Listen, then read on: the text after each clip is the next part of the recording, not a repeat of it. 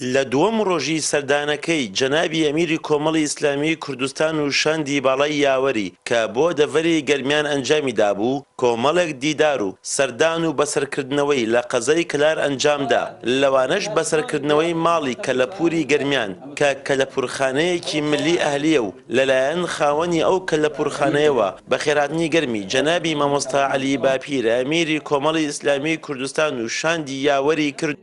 وازانم ئیمڕۆ جەژنمان کە بەڕێز مامۆستا عەلی باپیر لەگەڵ کۆمەڵی ئیسلامیە و لەگەڵ ئەو پیاوە بەڕێزانە هاتووە بۆ ناو ئەم کەلەپورە کوردەواری و بۆ ناوچەی گەرمیان تایبەت و من وەکو ساڵحی کەلەپور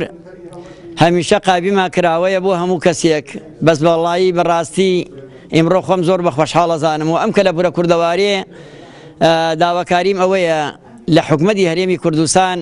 نەکەم کەلەپورەی من هەر کەلەپورێ لە هەر شارۆچکەیەک ببێ بیپارێزن شتەکان نەفەوتێت با بمێنێتەوە بۆ ملەتەکەمان.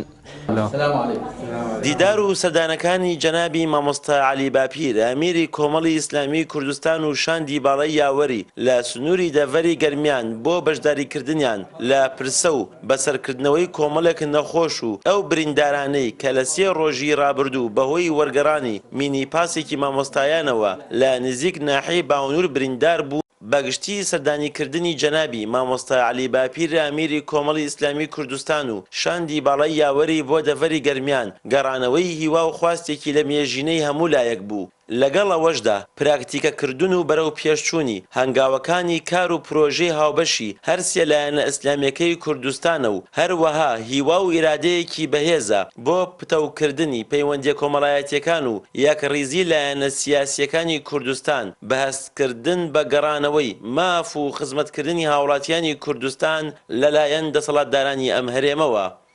پشتیوان وەنداوی کەناڵی ئاسمانی پەیام گەرمیان.